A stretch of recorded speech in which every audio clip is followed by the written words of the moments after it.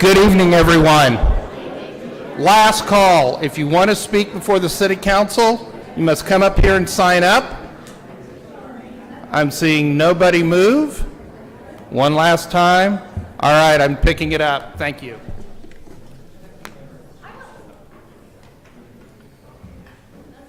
Okay, ladies and gentlemen, welcome. Thank you for being here. I do want to make a quick announcement. I can see that we've got a packed house. We are not discussing the moratorium nor the impact fees this evening. That will be at a later council meeting on down the road. So I don't want to waste your valuable time. If you're waiting for us to discuss that item, it is not on the agenda and it will not be coming up. It may be next month, I'm not sure. So again, thank you for being here. And again, I don't want to waste your valuable time by sitting through a boring council meeting. So again, thank you for being here. I now call this meeting to order. We do have several special guests. They're your cadets from Midwest City High School. We've got Cadet Pitts. They'll be leading us in the Pledge of Allegiance. She plans to go to Texas Southern after graduation and go into the military after that. Cadet Hodge, she is a freshman at Midwest City High School and plans to go to law school. And Cadet Rawls is a freshman and will go to LSU, Louisiana State University, and major in psychology. So again, welcome them and thank you for being here. Mr. Sullivan, will you come in and offer the invocation? Please stand for the invocation and Pledge of Allegiance.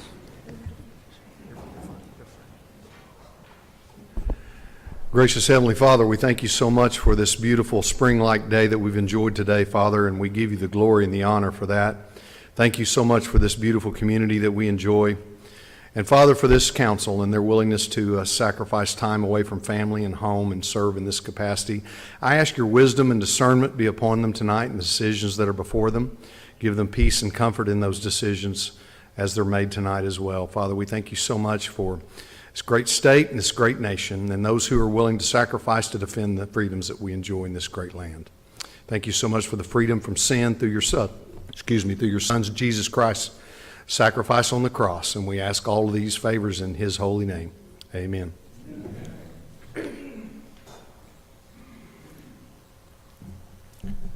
I pledge allegiance to the flag of the United States of America and to the republic for which it stands, one nation, indivisible, with liberty and justice for all.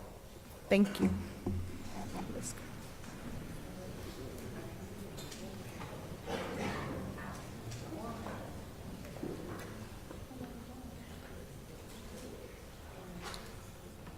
Okay, this evening we've got kind of a sad note, not for him, but for the rest of the city. We're going to be doing a proclamation to celebrate the retirement of Chief Sid Porter from the police department. So Sid, will you make me down front, and you and your lovely wife? And oh, no. You're out of order.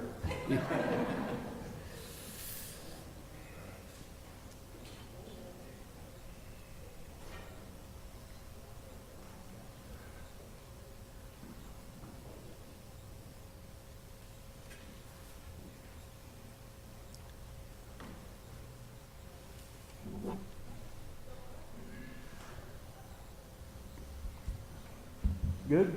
Okay. Wow. It's finally here, huh? Yes, sir. This is Sid Porter, if you didn't know. He's a police chief for how many years now? It's about 2.5 for 2.5. as a police chief. And you're all right punching out. Almost 40 years. Sid and I served at the police department together through a lot of stuff. And he's given this community 40 years of service, and he's to be congratulated for that. Yeah.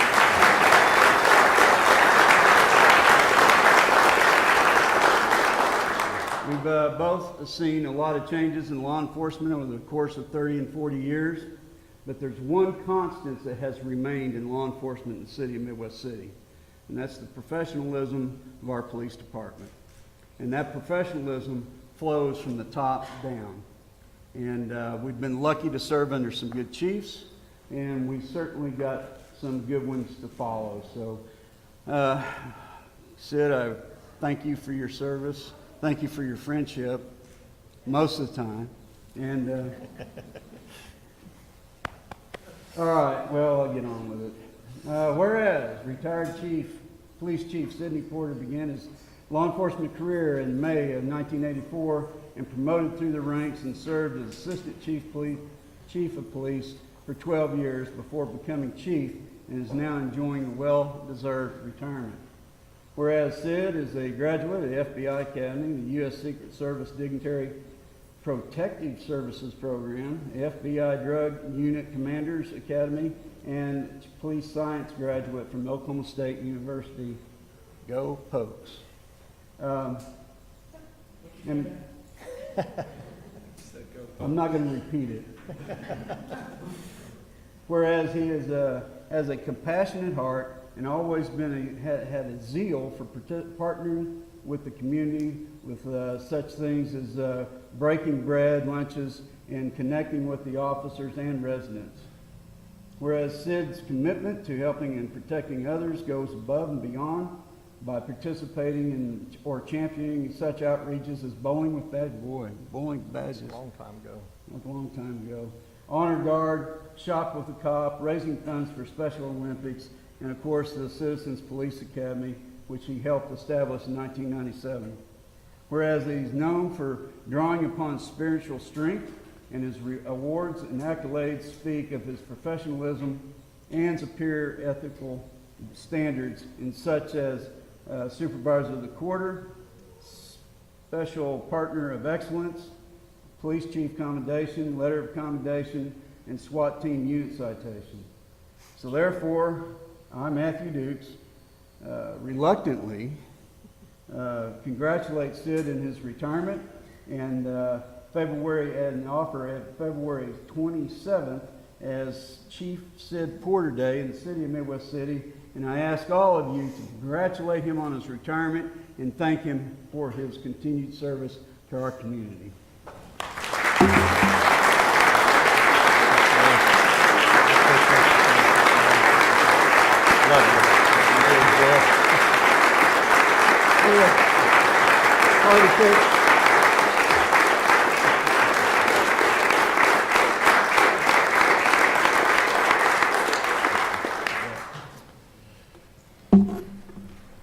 All right, it's my turn.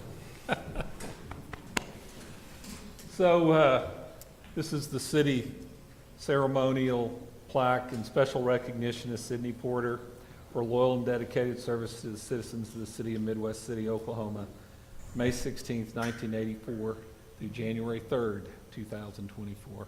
So congratulations. Sid is my first police chief to get to pick. Brandon had been here a long time, but he had been the assistant chief for many years, and we worked well together for our whole career. We became friends, and Sid he is sorely missed, and you know, you brought a special spirit with you to the job and into our administrative staff, and became a valued team member to the staff, and we all miss you on behalf of the staff.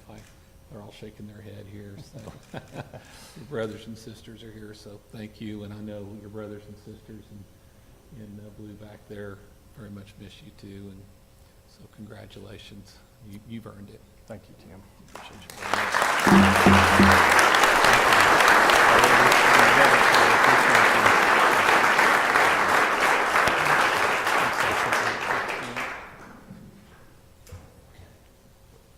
Josh, you taking a picture there? Everybody can probably hear me. You know, I talk loud anyway. First of all, you got a big meeting here. Thank you all for coming. Hey, I've worked 40 years. I'm blessed. I owe a gratitude. I couldn't even thank everybody. This is a great community, always has been. In 40 years, we've seen a lot. These people you have. The citizens of Midwest City are so blessed with the department heads and every single city employee, police, fire, everybody all works together as a team. And you don't see that. And I've traveled all throughout the United States and seen other things. Nobody does it like Midwest City. And they do it because of the care and compassion that you have. Vaughn, thank you so much for praying before every meeting. God's not a stranger here in Midwest City. He's welcome all the time. And we've got to have unity and come together and get to know one another. We may not agree, but we can agree to disagree sometimes. But the true love of everybody is there together. And been so blessed to be part of that. And if the Lord come up to me and told me I could do my life all over again, I wouldn't have changed one thing. Thank you all very much. God bless you. And we are Midwest City. Thank you.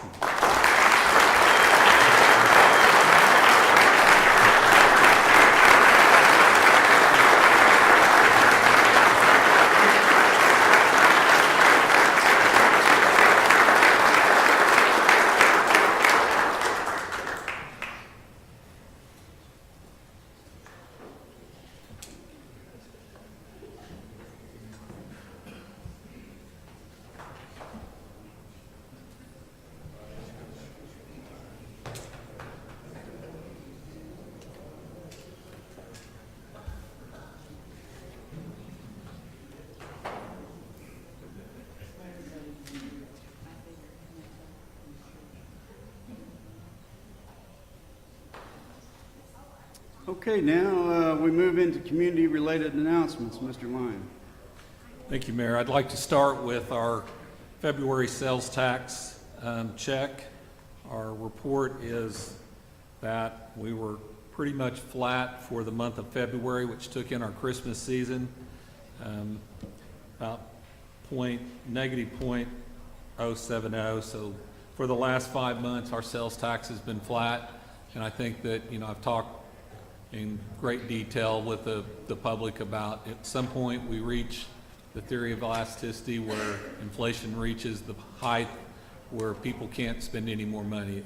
We went up, we went up, we went up, but we've reached that point where 5 months. As I look at the metro area, I see places like Edmond that are down 8 or 9% this year so far, and so we're still very fortunate.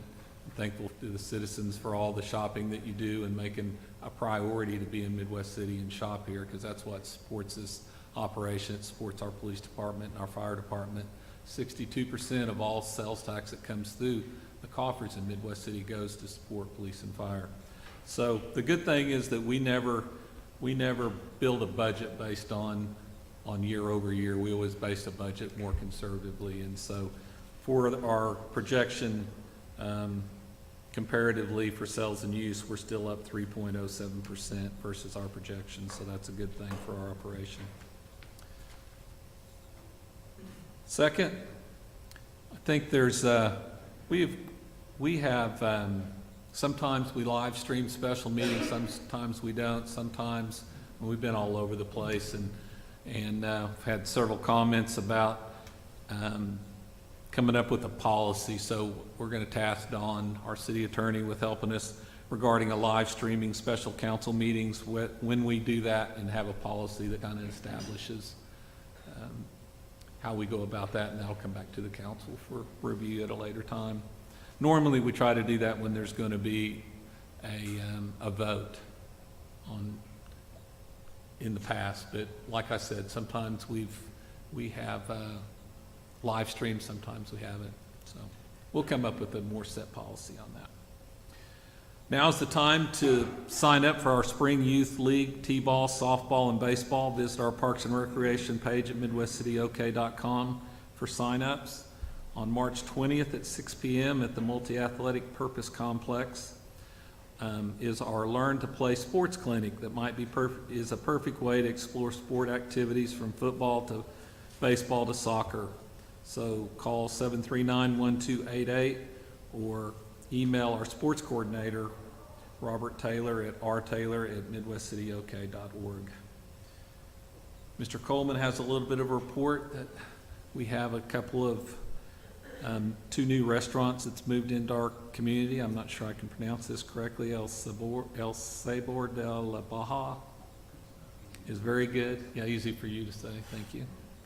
That was with the Kamali's location, right across from Heritage Park Mall on Reno. Has gone in, and they kind of focus on seafood, Mexican style seafood, and they have other locations in Midwest City. It's very good.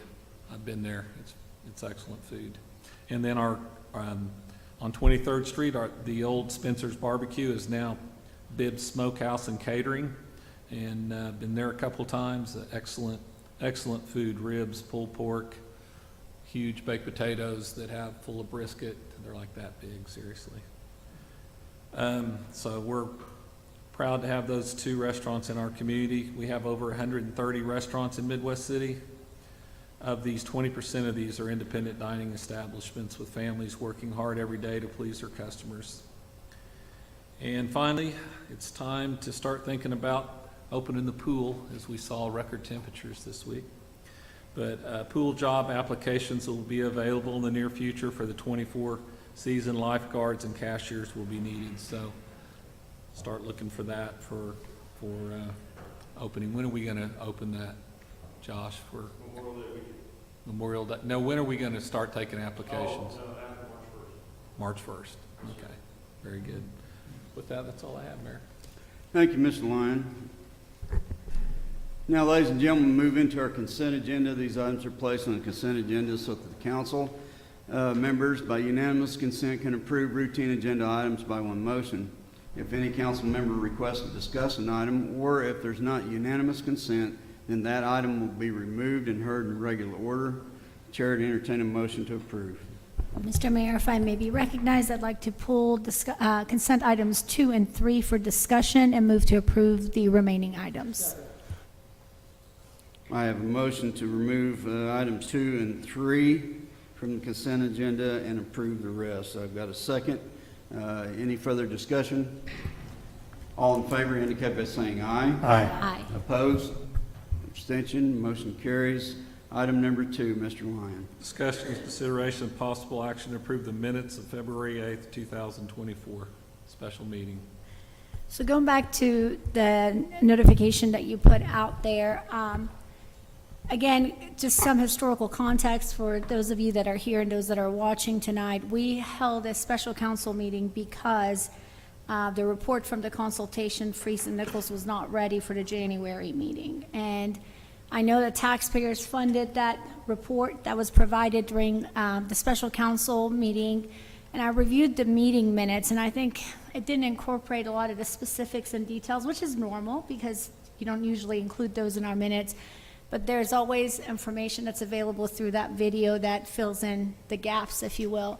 And I just wanted to make sure people are aware that there was a conversation about a potential $30 million expenditure to help address the sewage problem in Ward 6, and we are currently waiting for the rest of that study that is examining the rest of the issues that may exist within the remaining parts of the city.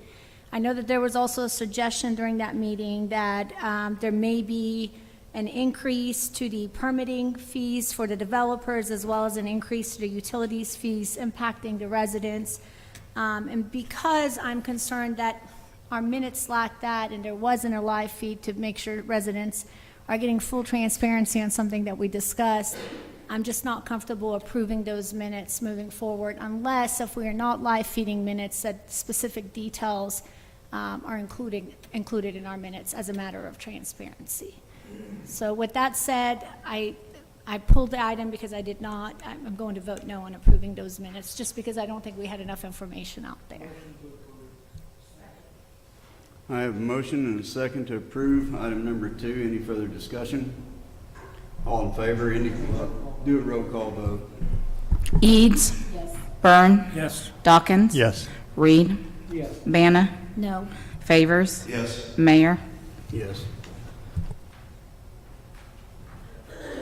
I would like to add that, Ms. Bannon, that the open records and open meetings laws dictate what we live feed and what we don't. And of course, Mr. Mach is looking into that. And if we don't take any affirmative action in a regulatory nature, then that requirement doesn't exist. But along with your request, that he is looking at a policy, and we'll have a solid policy in place probably in a couple of months. And I'm very looking forward to that and thankful to City Manager and the Vice Mayor for leading that cause and conversation. Thank you. Item number 3. Discussion, consideration, possible action approving supplemental budget adjustments to the following fund for 2023-24 increase reimbursed projects fund revenue intergovernmental 62, 75,240 is expenditures for police, 75,240 revenue intergovernmental 64, 21,855 expenditures for fire, 21,855 revenue intergovernmental fund 78, 5,000 parks and rec 78, 5,000 intergovernmental 15,000 for animal welfare and revenue intergovernmental 100,000 for John Conrad. I'm sorry, will you give me a breakdown of what we're exactly doing here in that motion? These are the hospital authority grants, and so if you look at the notes, these are on the agenda based upon that you guys approve the grants. So we're reimbursing those specific city departments from the interlocal government budget, is that correct? So from the hospital authority that deals out those grants, yeah, those are being budgeted out to those departments. So that way, when the authority money comes over to it, yes, it can reimburse those. Okay. So why would that, I'm asking as a matter of clarity and procedure, and maybe Dawn knows better, why would that be on the consent agenda prior to us moving on that motion, on that agenda item into hospital authority? Are these last year's grants? This is for this year's grants. They're for this year grant. Correct. But it ends in July or June. So it would have gone from last June, it would have gone from July 1st till June of These aren't this the year. grants that are on tonight, are they? Yes. Yes, correct. Okay. These are for the grants that are on the agenda for tonight. We just need to hold this item until the grants are approved. Okay. But Thank the you. year's off then. Because it's 23, 24, which would have been last year. But yeah, Why don't we just take no action on this one? Yeah, we can take no action. Correct. if you Okay. want. Is the we year- wrote the language for, these are to be approved pending that the grants are approved. So it does say that in the It says agenda that, item, yes, it's correct. pending. But the year's off then too, right? Because it should be 24, 25. No, this is still 23, 24. Yeah. But this is for this year's. The hospital grant authority voted on in August, and we as a council, September or October, voted to approve it, and now this is just the funding of what we voted for 5 months ago, right? Well, we haven't voted on it. It's actually going to be voted on during the hospital authority. We Okay. were fixing to vote on this Then year's she's right, we can't vote on something that we haven't authorized already. We are putting the cart before the horse. Okay. So Yeah, we should have. the recommendation is to take no action. Am I Yeah, no correct on, action. no action on item number 3? I'm sorry, Mr. Crowe.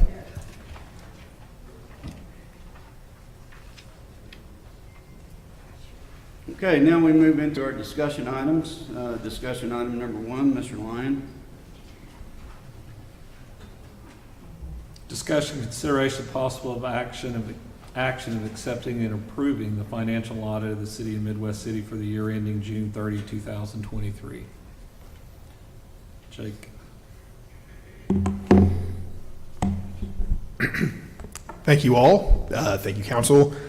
First of all, let me just thank you for working with Arledge again. This is our second year on the engagement. Went very smoothly. The team was very cooperative. Let me go through the audit results here a little bit. Number one, just right up front, this is pretty much another no news is good news audit. We don't have any significant deficiencies. We don't have any material weaknesses. We have no compliance issues that we need to report upon. The opinion, there is one slight modification related to an emphasis of matter. There were some adjustments in the transition to the new management company with the hotel. There was a little bit of back and forth there, so we had to make some audit adjustments there, and one of them related to some of the capital assets related to some of the construction that was being done at the Hotel and Convention Center. You won't see those as findings because it all kind of related to the transition of management between the two companies, so we think it's unlikely to repeat. But we do think the financial statements are presented fairly in accordance with generally accepted accounting principles. I'm going to skip down to page 6. There are 5 bullet points there that relate to our responsibilities as your auditor. If you are curious as to what those are, page 10 is management discussion and analysis.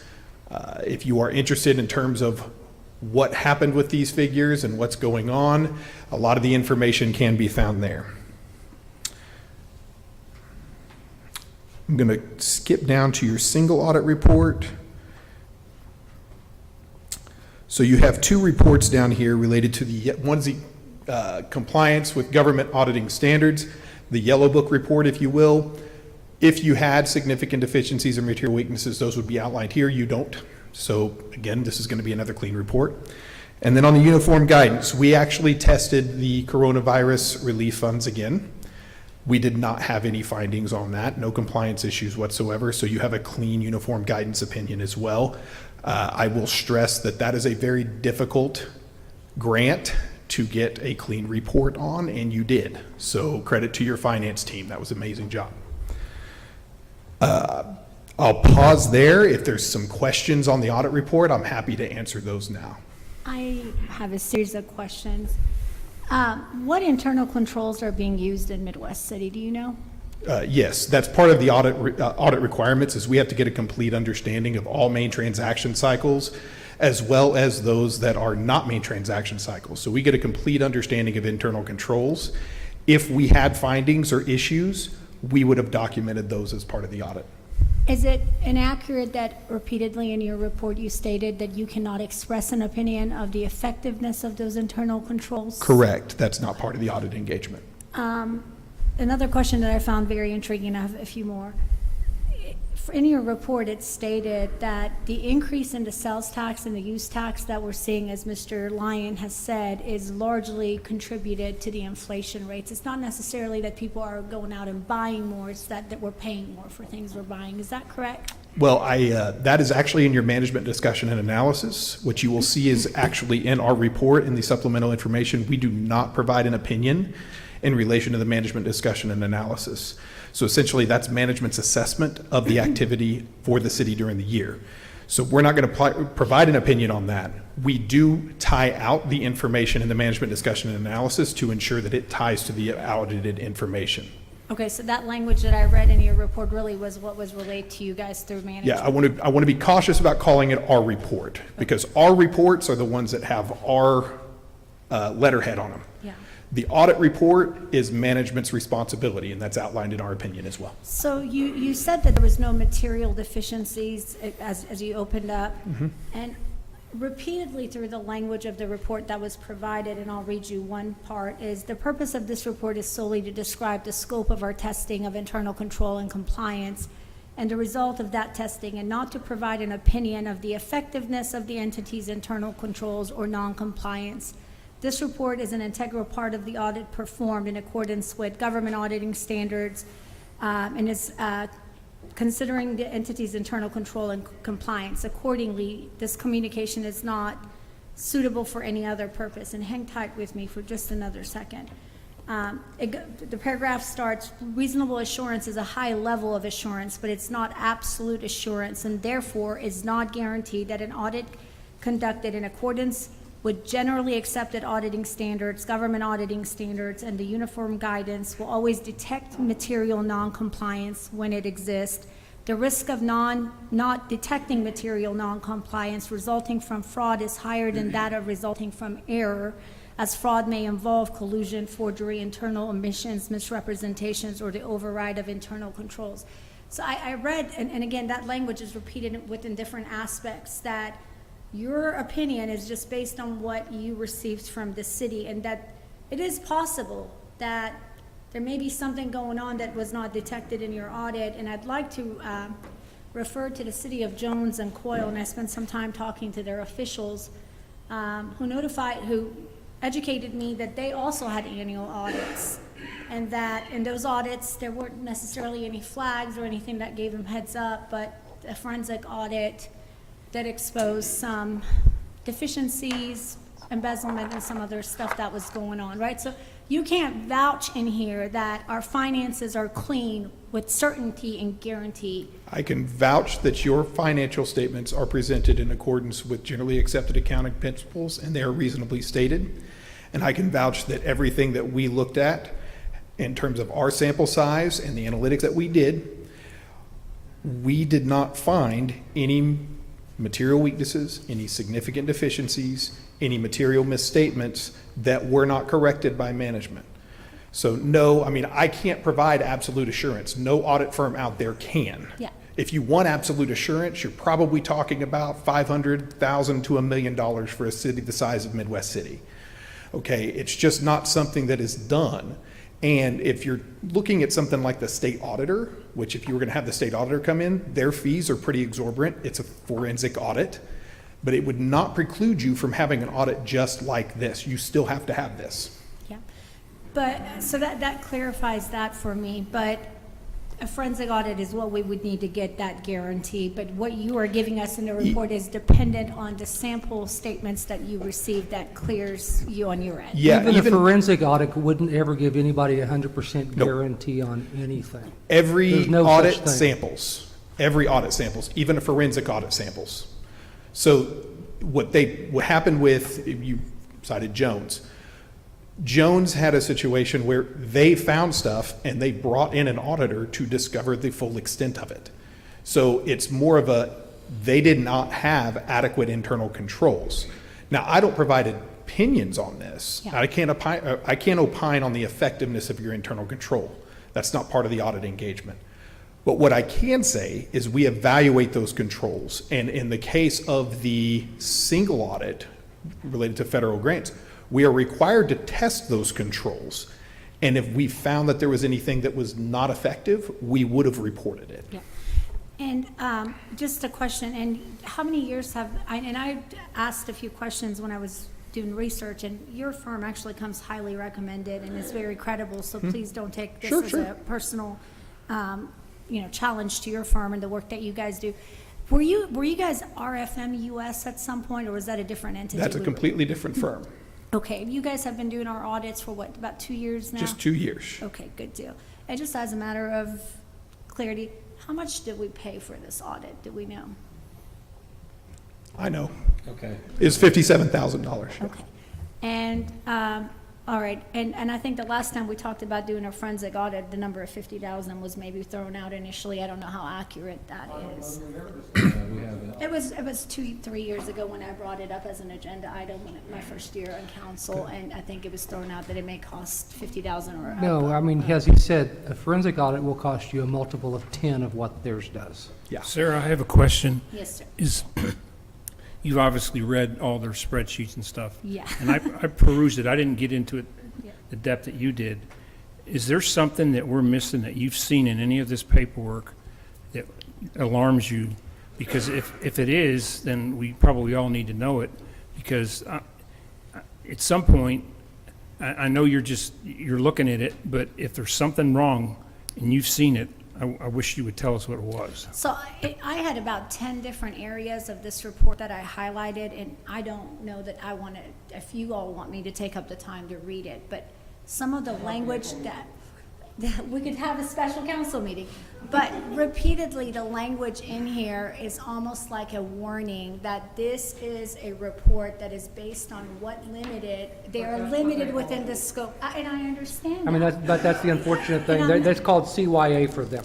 And so I cannot take this report and take it as a guarantee that everything is clean. I'm not at City Hall any more than you are as far as the budgetary issues that go. And I know, unfortunately, fraud and things like this are pretty rampant in local, municipal, and county governments across this nation. So it's not an anomaly. And to want and desire to make sure that we have a clean budget, that we have clean accounting, I think I would be have more peace of mind if there was a forensic audit performed. And there are different areas of the budget that I'm concerned about. One area that comes immediately to mind, about a year ago before we had a budget review meeting, I submitted a request for a series of third-party contracts, which to me appear to be secretive because they're not brought before the council for a vote of the people. And I was denied access to those contracts unless I was willing to pay for them out of my personal pocket. Did you ask for an Open Records Act? I sure did. All of us have to pay for an ORA. It wasn't like you were singled out. Well, it was in order to perform my I'm just telling you, for an oversight duties ORA, of approving the budget. any of us that do an ORA, we have to pay for them out of our I pocket. respect Being that. a council member doesn't give us more privileges than the citizens of this city have. We should be held to higher standards and pay exactly what the If citizens we have are to pay. asked to approve a budget and put our vote next to it, then we should have access to all the contracts and all the financial matters that we are being asked to approve.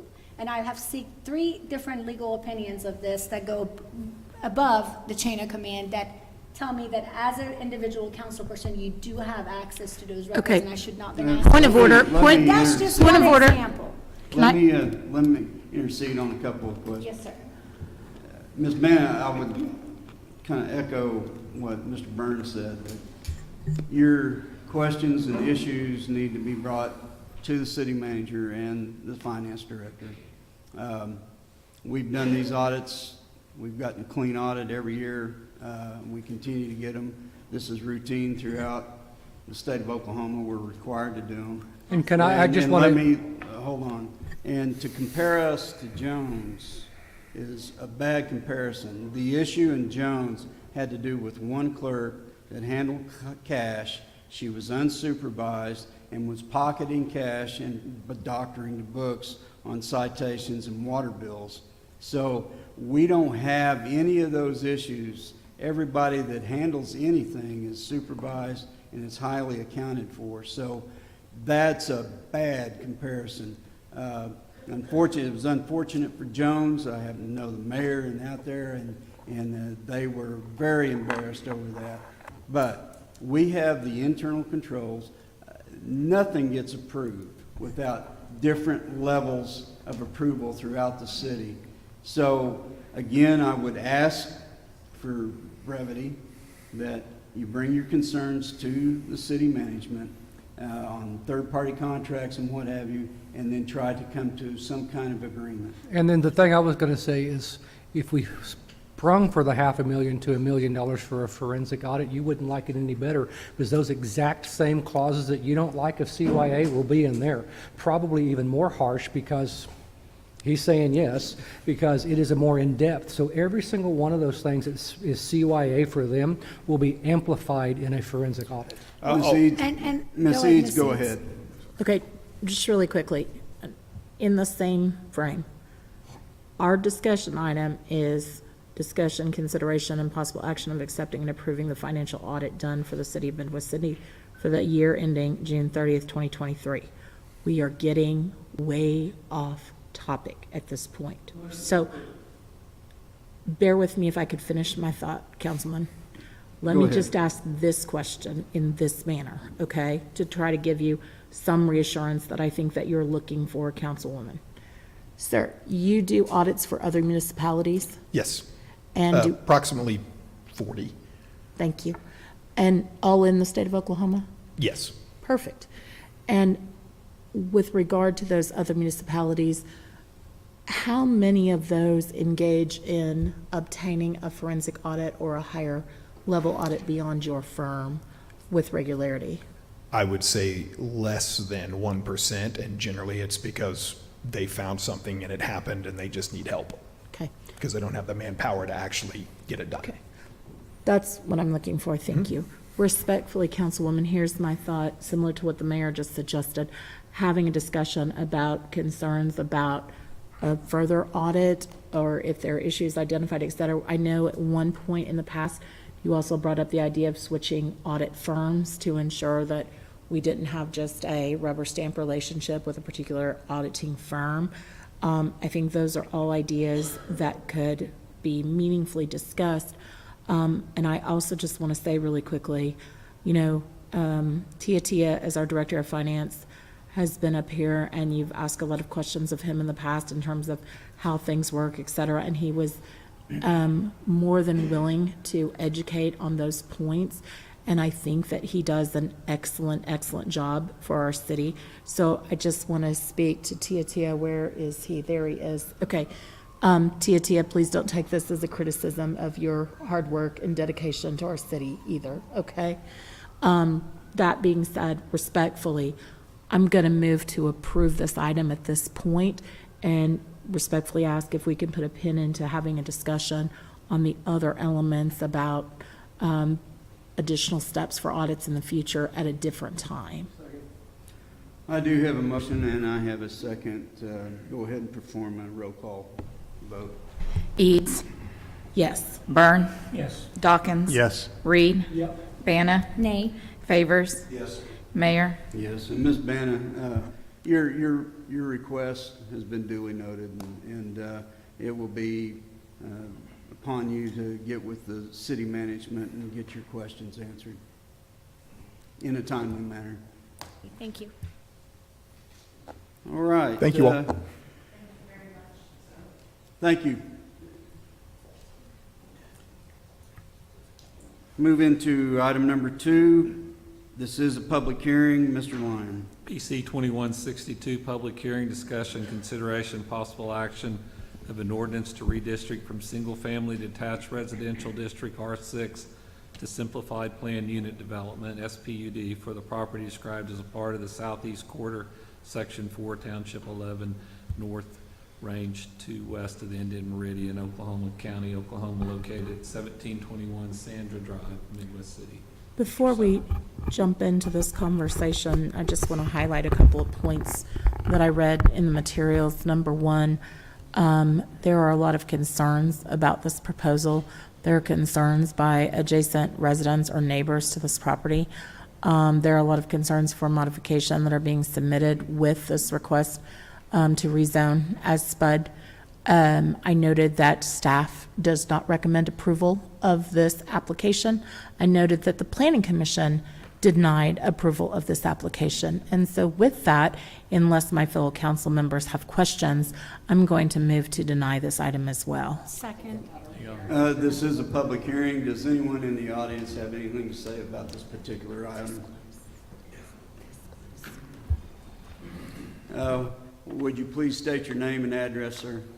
Yes, my name is Rubin Arriola. I live in Southeast 2814 Street. Asking as the owner to the property, asking to the planning commission and to him. I'm working a lot, working the surveys. I got the architect plan and everything.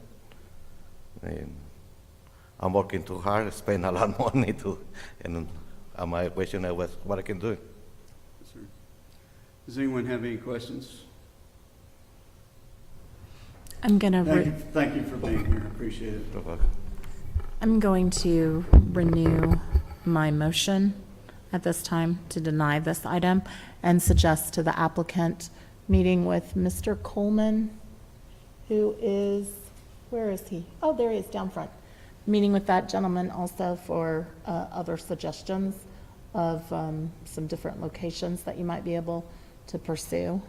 I appreciate your desire to come to Midwest City. My concern is that this isn't the right space to be in for a variety of different reasons that have been outlined in staff's report. One thing I'd like to add, and I actually think that this is an interesting idea to try. We're an aging population with a bunch of millennials who are looking for smaller, not bigger, and we have to start zoning for 2020, not 1920. And so we do need to look at different ideas and different options for pieces of land like this, because this is kind of the future in many neighborhoods and many communities, is for different types of housing in smaller areas that doesn't quite fit, but I'm seeing it elsewhere. And it can be done interestingly and it can be done correctly. But I do believe at some point we're going to have to start looking at parking. We're going to have to start looking at square footage. We're going to have to start looking at a lot of different stuff. Because if we're still building 1950 houses with 1950 setbacks, 1950 lots, and 2020s, we're going to miss a lot of people who could actually move into this community. And Councilman, I agree with your thoughts in that regard, but again, I'm intimately familiar with this area with Sander Drive, and I just do not believe that with the currently existing constraints with street parking and so forth in that neighborhood already, that, right, This might be the right spot for this, yes, sir. but this is kind of the right ideas going forward in some of our communities and some of our. Which is why I suggested the applicant should talk maybe with Mr. Coleman as the first stop type of thing to see about areas that, you know, might be beneficial for such a proposal. I just don't think this is the right spot for this. And I do have a motion on the floor. Do I have a second? Second. I've got a motion and a second. All in favor indicate by saying aye. Aye. Opposed? Abstention? Motion carries. We now move into new business public discussion. You have a third item, Mr. Mayor. Oh, big deal. Item number 3, Mr. Lyon. Discussion, consideration of possible action approving an amendment to amendment number 1 in work order 22W02370 to the Master Services Agreement between the City of Midwest City Municipal Authority and Garver LLC in the amount of $797,200 to develop a citywide water master plan, complete a lead line inventory, and evaluate security of the SCADA system at the water treatment plant. Mr. Streets. If I'm not mistaken, has anyone noticed a trend that Mr. Streets comes before us with a big ask and he wears a bow tie, looking very dapper? Has anybody else caught that corollary? Very good observation. So is there any correlation between your ask and your bow tie? I will tell you that in the future, I will be careful to consider my attire before we make a big. Go ahead, announcement Mr. for the Street. council. We appreciate you being here. Good evening, Honorable Mayor, Council, and City Manager. What you see before you is a decision that I think is really important for planning purposes. Not only, you talked about 2020, plan for 2020, this is the sort of thing we need to be doing to plan for 2030, 2040, 2050. We've talked about this for a long time, city management. I want to thank, obviously, Tim and Vaughn and Tia and Ryan and a few of the other people that have been involved, but especially Carrie Evenson, the Assistant Public Works Director, who actually did most of the heavy lifting to get this thing together, and obviously our client, our partner, Garver Engineering. We have 3 representatives here this evening. It's been instrumental in order to get this thing in front of you all. It's been hard to move it along, but ultimately what we need to do is move ourselves into the future and make sure we are making good decisions, well-informed decisions about our capital needs and obviously protecting our water. I don't know if you all saw, but there are a number of cities which are in dire crises related to water. It's very important that we do our best to protect those resources and those assets, and most importantly, protect the quality of service and the quality of water that we provide to our customers and citizens. Everybody that works in public works, but especially those in the water department, take that job very seriously. And so I would ask you all to pose any questions that you might have either to myself, the engineering staff from Garver who's here, or Carrie, so that we can help move this along. Can you explain to the people that are watching this the importance of the SCADA and security stuff? Absolutely. So the SCADA system is actually what helps operate pumps, various feeders, and the operations of the plant, along with the new booster station. Without that SCADA system, it would be very difficult for us to operate that facility. It's also vulnerable, as we know, to being hacked. There are other organizations, other cities that have been hacked. The good news for us is that our SCADA system is disconnected, not connected to the internet, but it still requires security to make sure we protect those systems so we don't have an interruption in the quality of the services that we provide to our customers. Because if you are connected to the internet, and actually I would love for Ryan or anyone else if they wanted to come down and talk about it, but the reality is it's one of the most susceptible parts of any treatment system is actually your SCADA. So if you were connected to the internet, someone could hypothetically hack in, over chlorinate or turn chlorination off, which means that your water isn't disinfected as it delivers to the customers. So there are a lot of things that could happen. Obviously for us, having that air gap, and I may not be using all the right terminology, but that air gap meaning it's not connected to the internet, is an additional level of security for us, meaning somebody would actually have to make it on the premises past the security measures that we've deployed in order to actually hack into the system and do anything they shouldn't be doing. So that puts us in a better position. Much better. That's correct. Absolutely. So, once again, you've worn your very dapper bow tie to come before us and ask for a very large sum of money. I just want to commend you and Carrie and Garver's group who are here with this ask at this point in time, because again, like was brought up at, I believe, the last meeting with the sewer study in Peace, we need to get in front of this stuff and be able to plan accordingly. And, you know, again, unlike the East Side Sewer Study, this impacts us as all citizens of Midwest City also, and of a vital element. When I came to Public Works that day, two of the fastest ways to get people angry are to tell them they have no power or they have no water. And so I think this is very important, and if no one has any further discussion, I would like to move to approve this item. Second. I have a motion and a second. Any further discussion? All in favor indicate by saying aye. Aye. Opposed? Abstentions? Thank you, Mr. Sharif. So I would like to note, not only thank you very much for the support, but you will see another agenda item in the municipal authority that's identical to this one. And it's because we wanted to make sure that we gave ourselves as much flexibility as possible with respect to funding, and we wanted to make sure that we were doing things very transparently. Councilwoman Banna, thank you.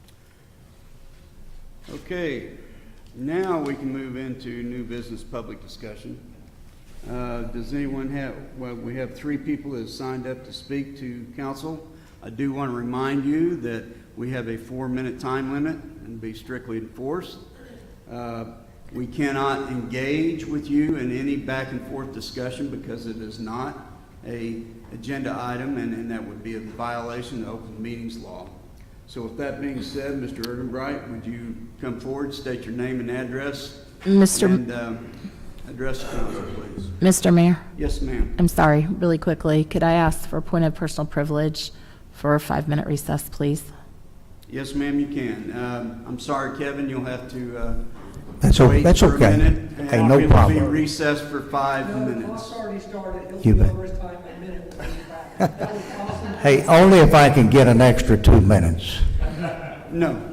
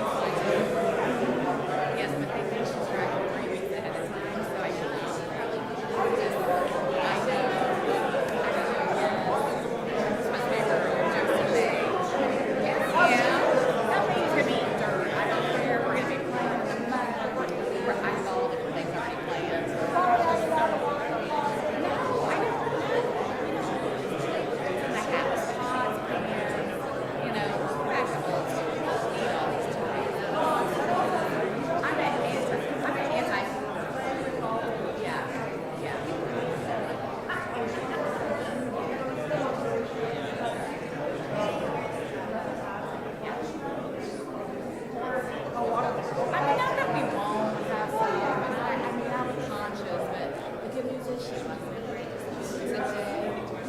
I'm serious, like, we're working about when they're little girls and asking them to show up with their moms and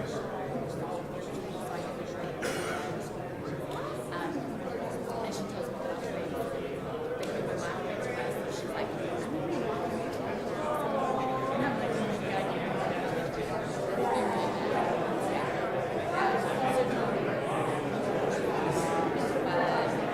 I love my boy. I do. He was my first. Well, I have one of them. I'm actually glad I have two. Yeah. I wish my labor was like as soon as they find my daughter was 9. And so after that, it was like 28 hours, 16 hours. I'm like, I'm out.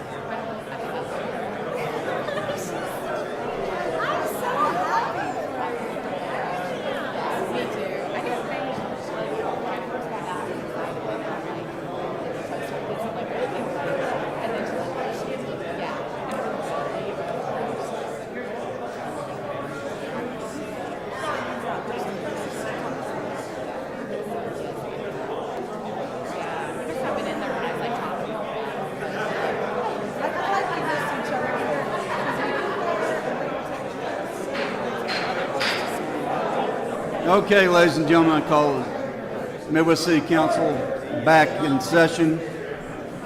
Ask that you take your seats.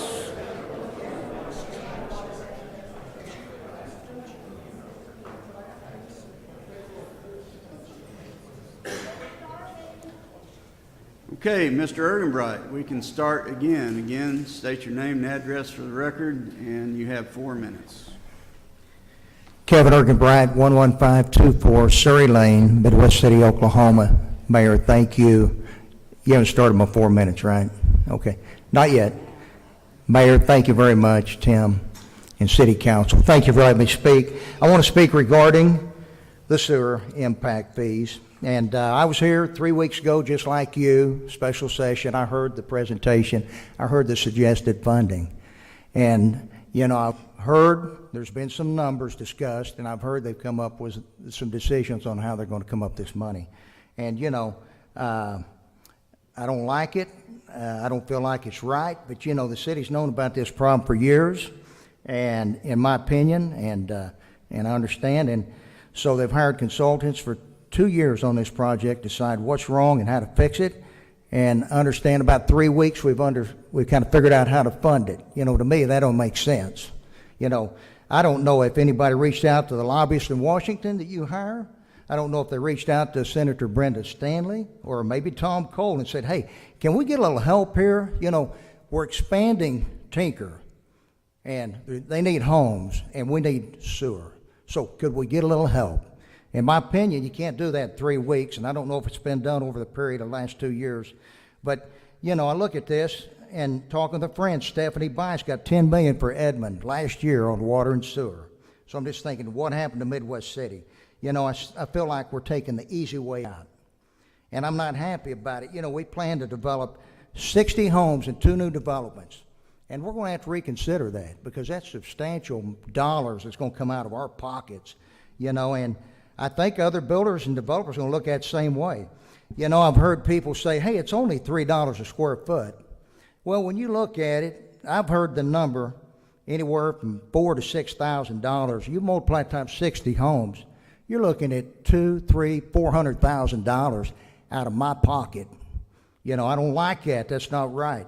You know, another thing, they said, hey, just pass it on to, you know, all the other buyers and that. They can afford it, not Midwest City. Now, if you're in Edmond or Norman, maybe so. You know, but then they said, hey, don't you sell homes for about $2.50 or $250 a foot? No. it's about $180 a foot. Then you have to take out real estate fees, 6%. Then you have to turn around, you got interest on your money. So, I mean, it leaves a little bit of profit, not much. And then we throw another $4,000 to $6,000 impact fee. And on the east side, you know, when did Midwest City become east side and west side? If you're going to do an impact fee, it needs to be across the board, in my opinion. I mean, I don't understand this east side. You're going to charge all the citizens of Midwest City, you're going to increase their rates. So why would you say, well, let's just charge the east side developers? You know, so in my opinion, that's not right. You know, comments were made, all the other cities have impact fees. So I said, really? Let me check. Edmond, $0. Norman, $1,500 for park and recreation. Oklahoma City, $0. Moore, $1,000 for sewer. Choctaw, $0. And by the way, they're going to build over 500 homes in Choctaw in the next year. Now, Midwest City could be $4,000 to $6,000 impact fee.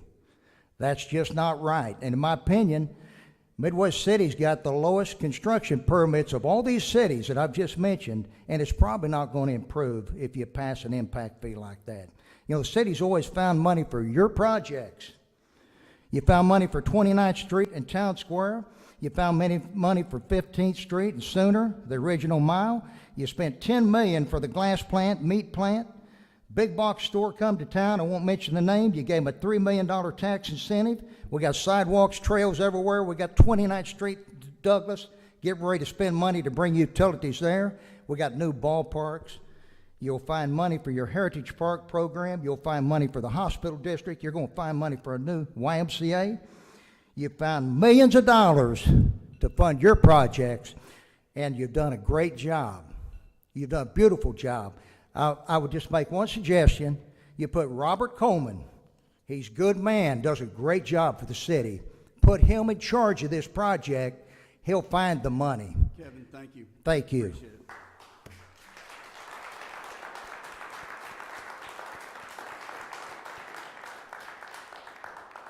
Mr. Moore?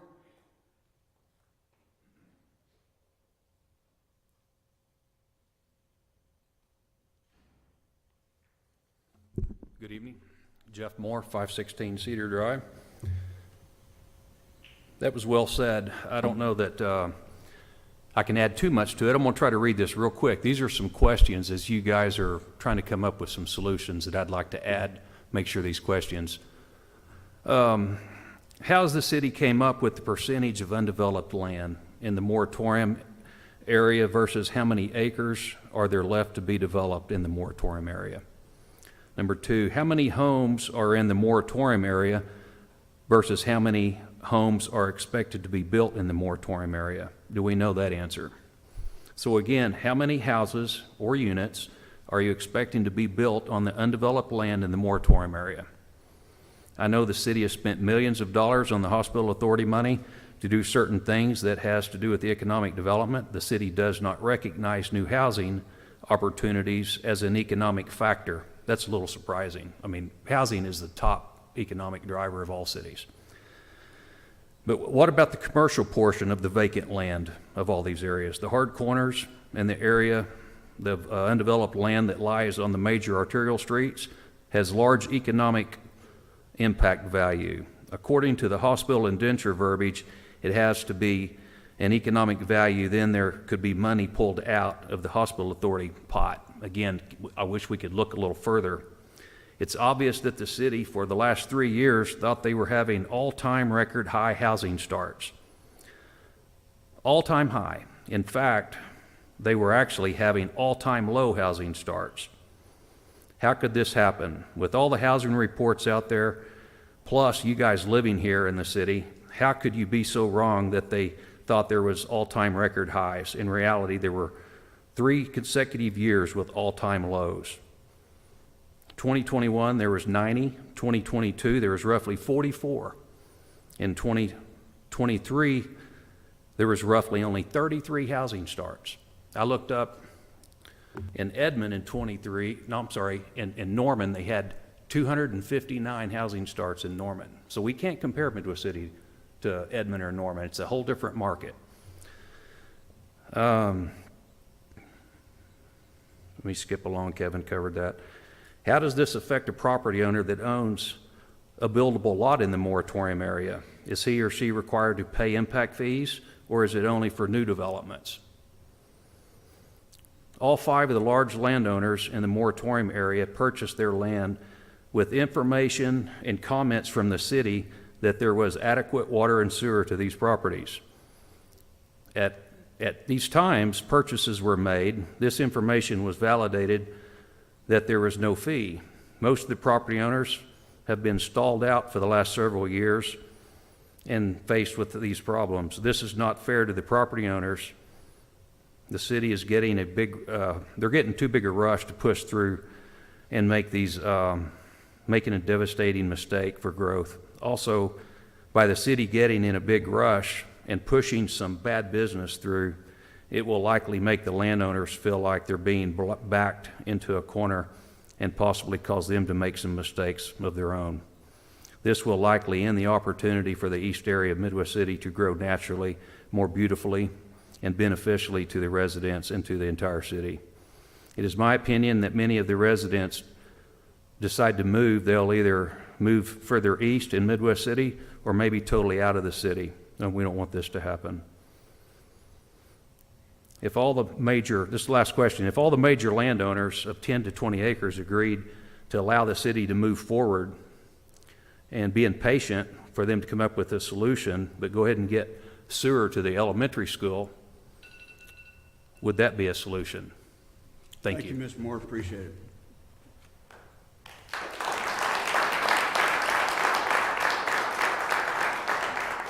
Glenn Gloslocker.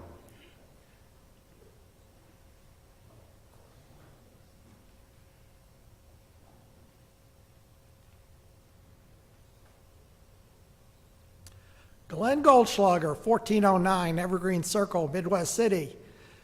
4 minutes. Okay. We passed a sales tax extension for the parks, and it seems like we're taking that money and spending it on a bunch of parks equipment without a parks department. We need a parks department. We need specific people in a parks department. We need equipment in that parks department, and that parks department needs a budget. Simply putting a bunch of new stuff out there that we have no way to take care of is no way to work. On this other subject, we seem to not have any pride or we seem to be like the little boy asking people to come here and we like, I don't know how to put this. Back when you and I were in the 60s, we had a chip on our shoulder in Midwest City. We were proud of Midwest City. It meant something to be here. Now it seems to be that we're sitting there bribing people to come here. That you should, people should want to come here and should want to do whatever it takes to come here. Yeah, we made a mistake as a city on the lift stations. We made a mistake. Okay, fine. Stop here, go forward. Now we need to figure out a way to pay for it. Federal funds is not an option. We need to fix this now. It takes years to get federal funding. If we're going to get federal funding, there's a whole lot of stuff on Tinker I want to fix, like the second set of pumps at the gas station, or the parking lot at the commissary, or a whole bunch of stuff that Tinker needs, about $1 billion worth of stuff that Tinker needs that the federal government should be paying for, not lift stations in Midwest City. That's all I have to say. Thank you. Glenn, for being here. Can I ask 2 questions from the city manager, please? No, I don't think it's anything they said. I noticed that, I don't know, correct me, are there 2 upcoming forums to discuss this sewer thing that the city is hosting? Am I incorrect in that there may be 2 forums that the city is hosting? I don't know about any forums. It'll be at the next council meeting is the intent right now. On the development fee, you kind of heard it called an planning, impact. Yeah, the planning commission. But on the development fee, there are 2 public meetings according to state law. State law requires one to be held at the Planning Commission stage, which is scheduled for March 11th here in this room. 5 o'clock, I believe, is the start time for that. 5 o'clock is the start time for that. Then at our next city council meeting on March 26th will be the second public meeting for that, obviously 6 o'clock here. Thank you. And then stop me if this is pertaining to anything that they said, but given the engagement, are we actively trying to bring developers to the table as stakeholders as we We are move working on forward? that, Okay, yes. thank you. Okay, ladies and gentlemen, that ends our public discussion segment of our agenda. We do have 2 executive sessions, and I would entertain a motion from council to recess the council. Motion to recess. Second. All in favor indicate by saying aye. Aye. We are hereby recessed from the city council meeting, and I call to order Midwest City Municipal Authority. We have a consent agenda. On this agenda, these items are placed on the consent agenda, so the trustees... I'll wait until everybody gets out of here.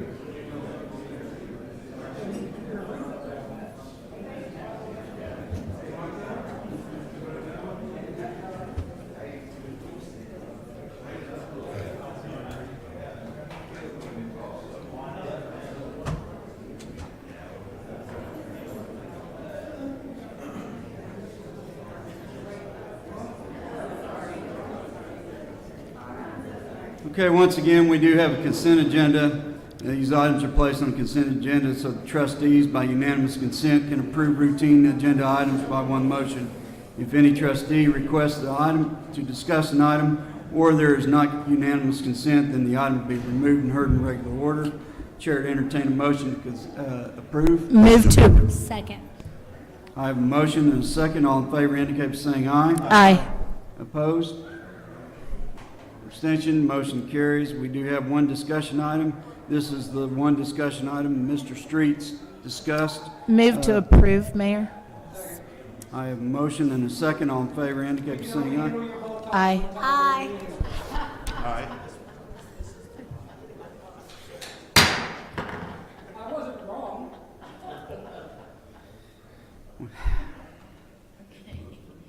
He does look down. I mean, it looks like Tucker Carlson sold his Tyson when he was on CNN and you called him all at once. Why don't you go out and give him a bro hug? I mean, really? It wasn't a compliment. I do have a motion and a second. All in favor indicate by saying aye. Aye. Opposed? Abstention, motion carries. We move into new business public discussion. Does anyone have anything to bring before the authority? Hearing or seeing none, we are hereby adjourned. And I call to order the Midwest City Hospital Authority. We have 4 discussion items on this agenda. Mr. Lyon. Discussion, consideration, and possible action to approve the January 23rd, 2024 meeting minutes. Second. I have a motion and a second. All in favor indicate by saying aye. Aye. Opposed?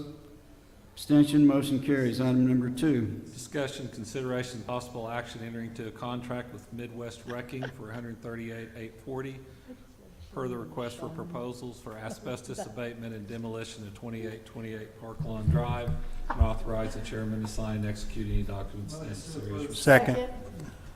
Woo, y'all are fast tonight. I do have a motion and I have a second. All in favor indicate by saying aye. Aye. Opposed? Abstention. Next item, I will have to recluse myself and step out of the room. And I pass the gavel to Mr. Byrne. And the reason he's recusing himself is his boss, I mean his wife, is one of the part of the grant process. Correct, Matt? The reason he's recusing himself is that his wife is one of the organizations that she volunteers with submitted a grant, and so he can't vote on it. That's correct. She's on the board. Also, isn't he the member of the Rotary Club as well? That, I don't know if that's, Yeah, but it's the Leah's Hope that's got it's his wife is one of the, Oh, okay. Sorry, I thought we were talking about the hospital authority. we are. Yeah. It's the number 3. Want to read it, Tim? Discussion, consideration, possible action approving the funding recommendations of the the Memorial Hospital Authority Board of Grantors for FY 23-24 Community Improvement Grant Program in the amount not to exceed the budget amount of $531,029. This is not a public hearing, but since I do have a question Okay. for a point of order on this, please. your name and address. My name is Pam Barton Stober, 3502 Oakhurst. Okay. Okay, my question is, this is approving the grant process. Has there been any change to the guidelines of the grant application since it was established in '98? Yes. And when was that done? 2000, there have been 3 different amendments to it. One was done, the most recent one, which dealt with allowance for computers, was done 4 or 5 years ago. Okay, my question, with the motion that you all set aside earlier, in that original agreement, it was not allowed for any grants to be approved that could be normal budgeting items for the city. And it appears from that there are actually items that could be budget approved because they were in the budget and you're reimbursing those. So I would question. We're not supplanting. That was what that agenda item was for earlier.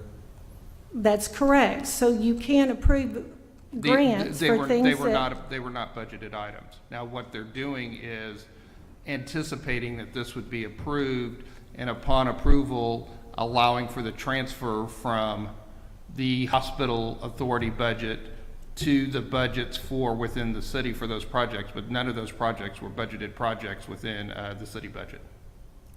Okay, then why are you shuffling it and taking it out of the budget? That's what you just said you're doing. You're transferring the money from the hospital authority that has the grant money to the city,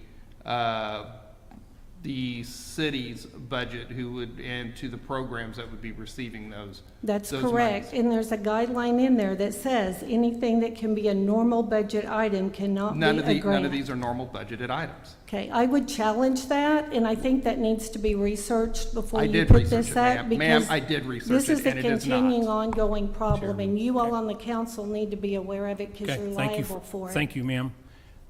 I'll entertain a motion. When we approve them as a group, not as individuals. I have some questions. So I thought this is coming, as going back to that discussion item. Uh-huh. I think it's. We've already passed that, we've already tabled it, I don't think we can go back and But discuss in it reference to unless you his bring it back. answer, it says intergovernment. Am I misunderstanding that there's a difference between, I thought, you said hospital authority, but that said intergovernmental budget. Right, because they're 2 separate, distinct governmental entities, so they would be an intergovernmental transfer from a body A to a body B. And so, in other words, under Oklahoma. We're having discussion, and I know that you can pass a motion and move it through, but if we could have actual discussion on a subject, on an item before it's voted through, that would be very helpful. Okay, so I get that, but I also have the right to make a motion whenever I want, and I just made a motion to approve.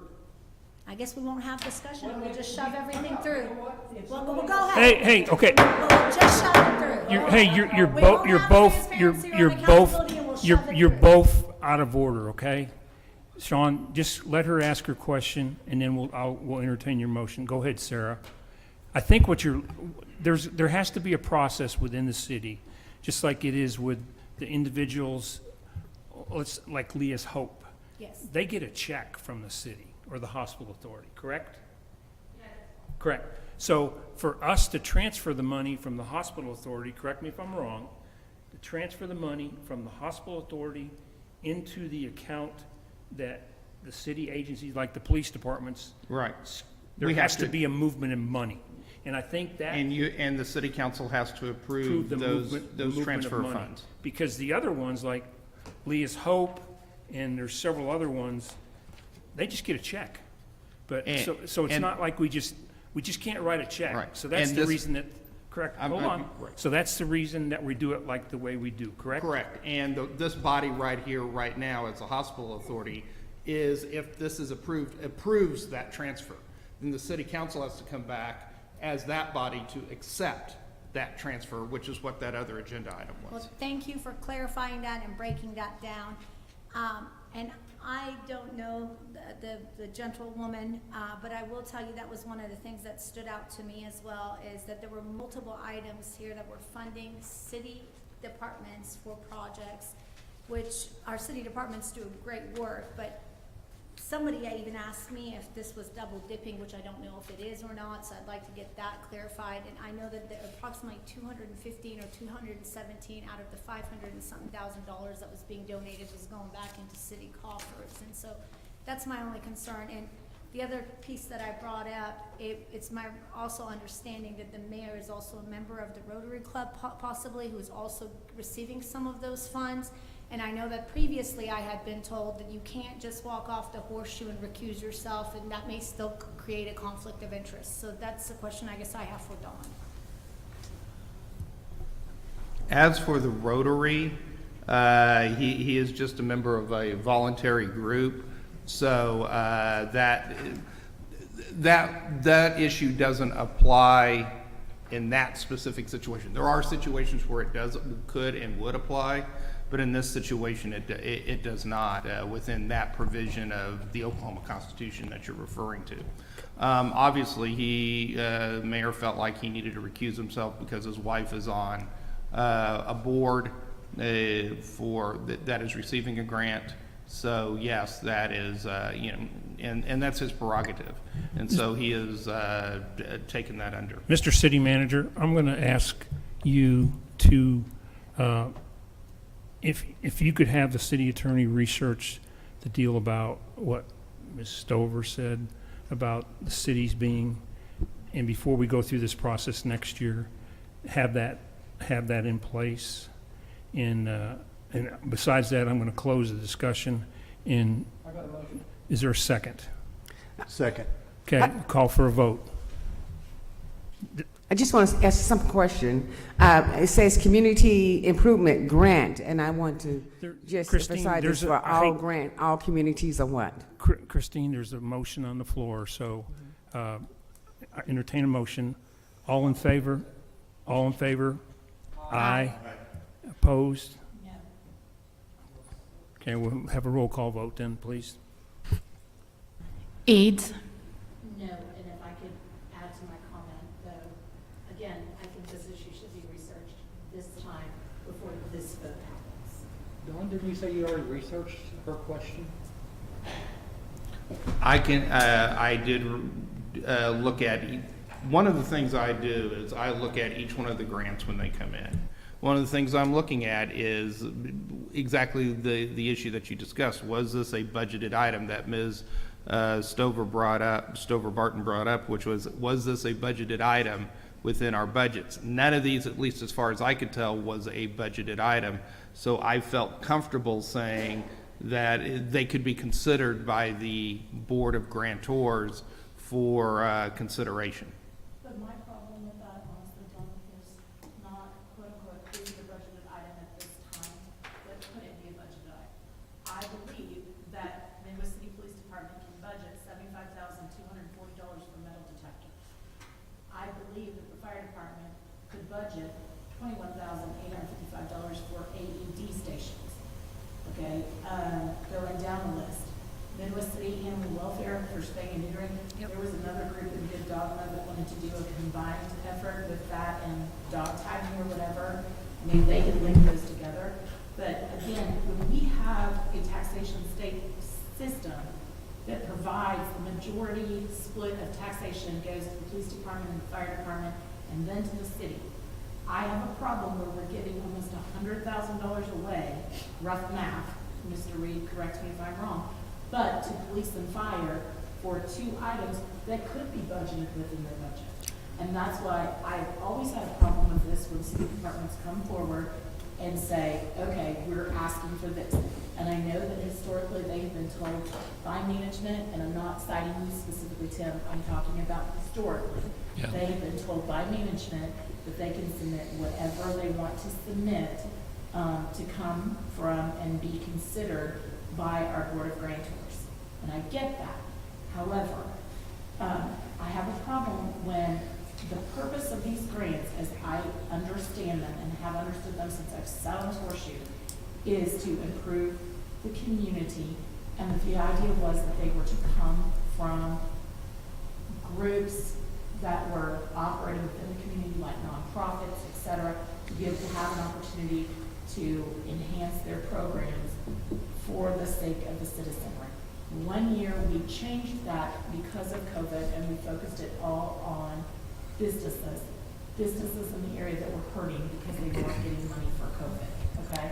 And we eliminated the consideration for all other types at that point, essentially, and focused it on economic incentives, okay?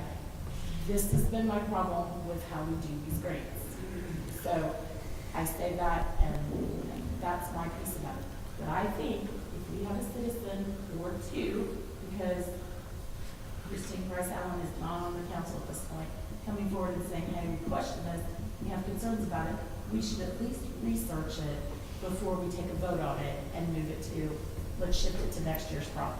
And I would second that, and please understand, if we need to better fund our municipal departments, that needs to be our incentive. But having you guys depend and be at the mercy of grants year after year, I don't think is the feasible solution, and that's my concern as well. And to your point, there are a lot of community organizations that are getting some grants, and I'm all for that, but I would like to see more, like Councilwoman Eads said, go back to the community and make sure we are adequately funding our different departments. So Vice Mayor, if I'm...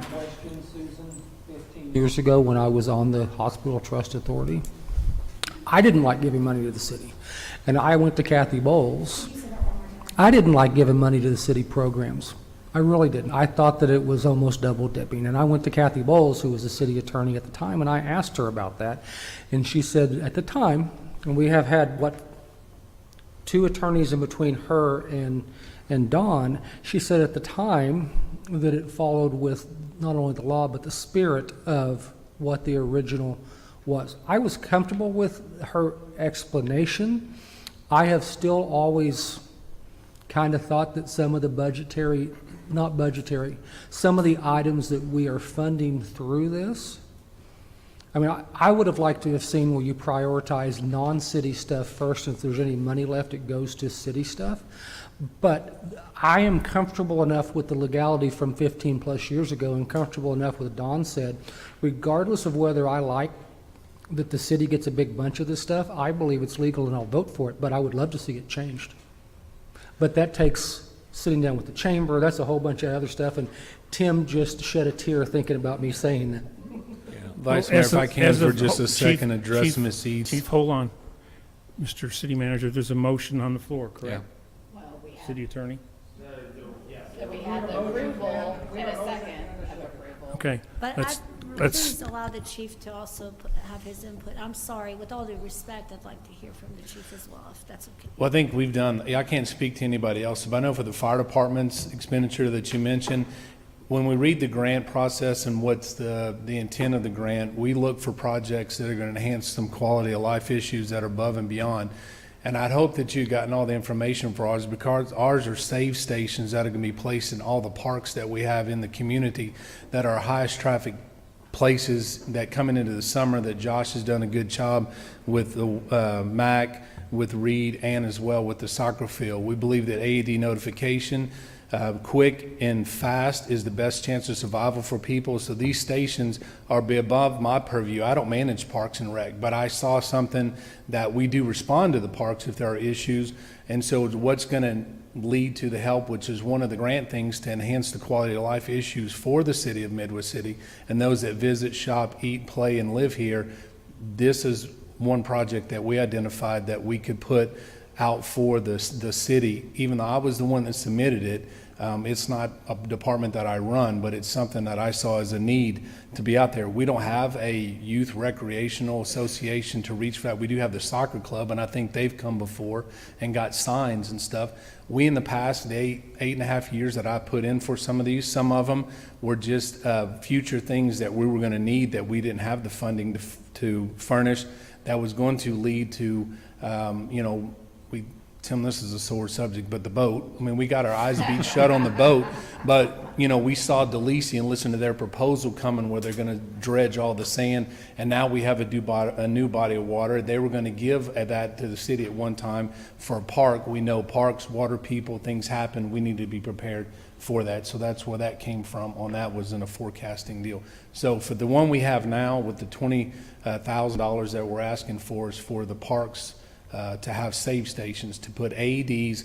They're going to have a monitoring device in there. As soon as they're pulled, it's going to notify dispatch, and they can notify the fire department right away. And I see this perspective, Chief. I appreciate your learning, your dedication, and your department's learning dedication, same as PD, okay? It's not to discount what you will do, but at the same time, I feel like that we really do, with regard to these grants, we need to prioritize doing things that are for entities that are based in the community, and that if we need funding things for this city, it needs to be established through our funding protocols for what comes either directly to fire, directly to PD, or directly to the city, and we need to set it up that way. And that, you know, if there's money that's still available for the grant process, great, like, let's put those in. But I don't think that the city of Midwest City should be the priority on these grant considerations, even given the earnestness behind the project that you just discussed. I think the thing for me was I maybe could have got a citizen to submit that on my, because, and I do live here, so maybe I should have just took the fire department off of it and put it, because my kids play there. So, I mean, there's a difference. So I think we met the intent, even though it is for me, I wouldn't have a budget item for parks and recreation. Tim, maybe I can do that again this year, I don't know, or have one this year, but I don't have nothing for that. So I just being there all the time, seeing the need and put it in there, and it just came from me as the fire chief. I guess I should have took fire off of it and put it in, because it is on behalf of the community for the enhancement of the quality of life. Any organization could have done it exact same thing for the save stations. And the Board of Grantors. Why don't we just, Rick, I have a question. Why don't we take no action? It doesn't need to be funded tonight? There's a lot of these agencies are waiting for money. I mean, Leah's Hope, I mean, all these groups, they've been waiting for a minute. yeah.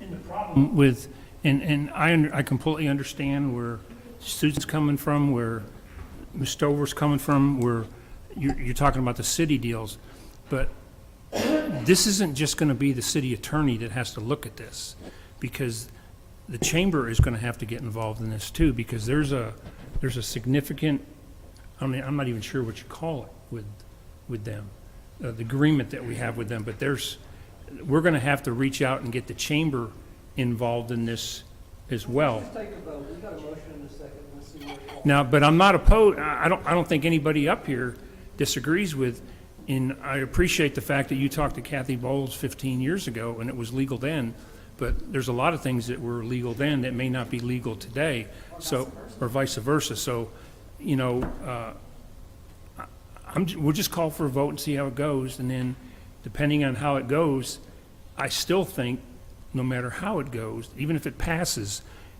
I think it would be advantageous, based on the discussion that we've had tonight, to have you and Don get with the Chamber of Commerce, because they're a partner on this.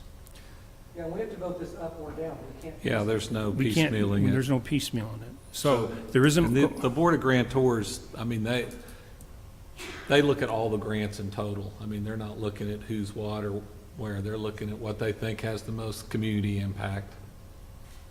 And I'll use the golf course as an example, since we're going to go there. They're an enterprise fund. I mean, they're an enterprise fund. Sorry.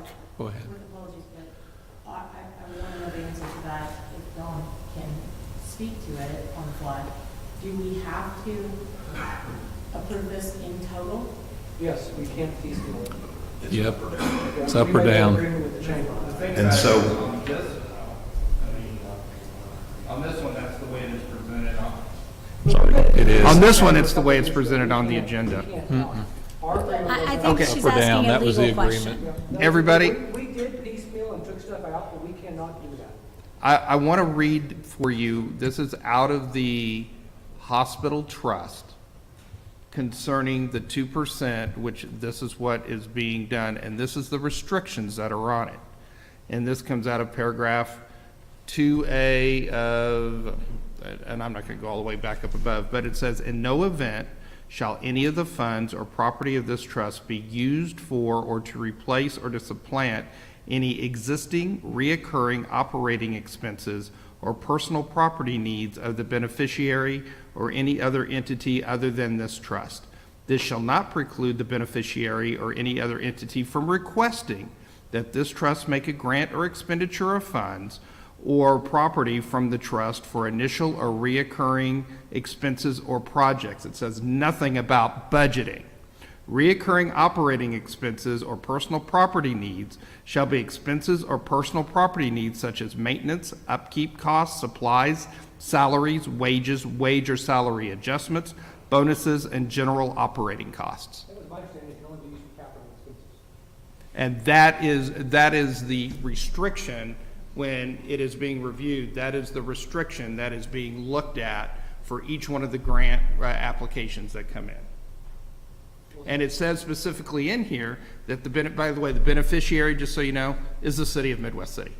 So the beneficiary has the authority under here to apply for grants according to this provision.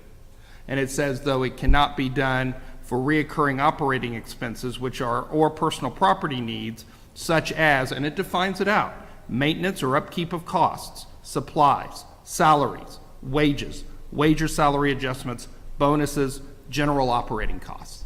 In my opinion, those that came through from the city were all one-time expenditures for one-time issues and did not rise to the level of being upkeep costs, supplies, salaries, wages, wage or salary adjustments, bonuses, or general operating costs. So that's your legal opinion that covers us completely, because Pam said we could get in trouble if we don't do all this. So, but you're giving a legal opinion That has been my opinion, yes. Okay, but two things. One, wouldn't metal detectors count as supplies?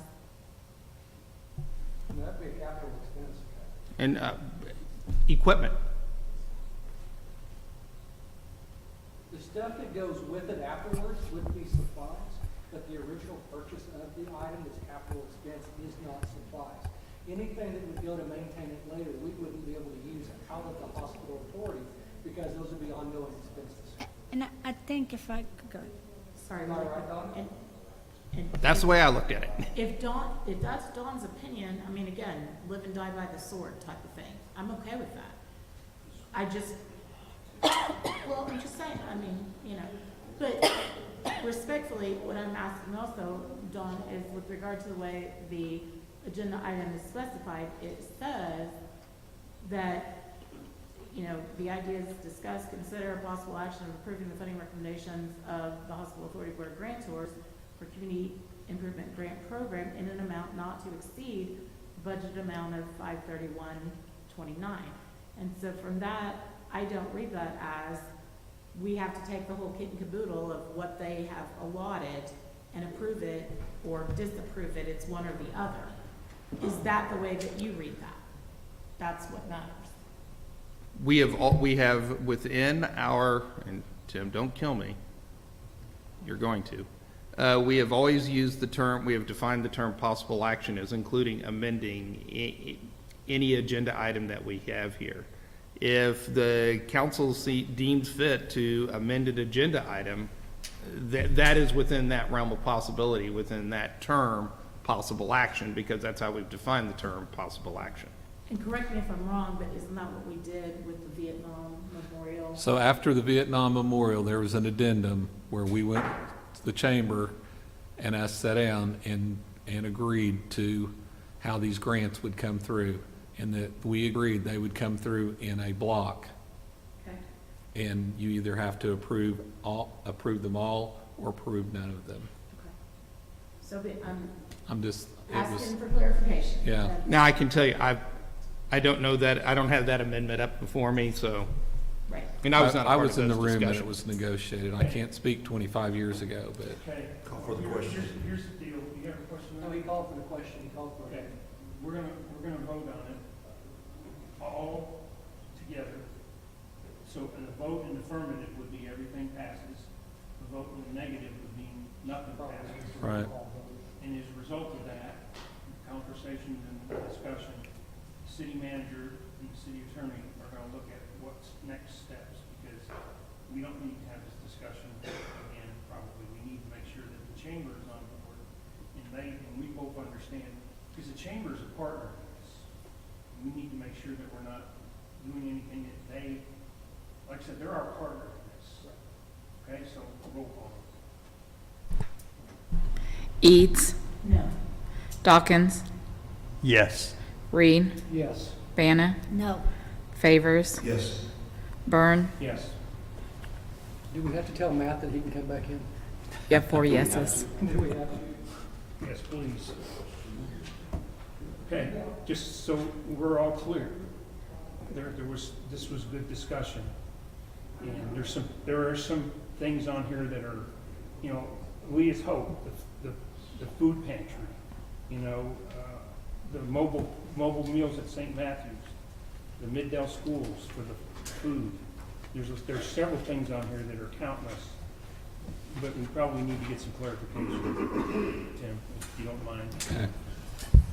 Clarification, and again, I want to thank all the community partners who do apply for these grants, and I think the biggest concern me and Ms. Eads have is year after year seeing so many departments apply for this grant, and I think we need to have a conversation with the city manager how we can maybe reduce those requests from city I departments. put in about 25% of the ones that I'm requested to put in by the departments, just for the record. So everybody's clear, that's one good statement on him, but Don reads every single one of them, correct? Don, to meet, Don? Yeah, to meet those requirements that I read, I read each and every one of the grants. And there are some of them that don't meet that requirement, like if they request salaries, that's a specific provision within there that says, no, we cannot fund that. So if it asks for salaries or wages or increases in salaries or supplies, then they get set aside. Okay, and again, please don't take anything in the negative from this.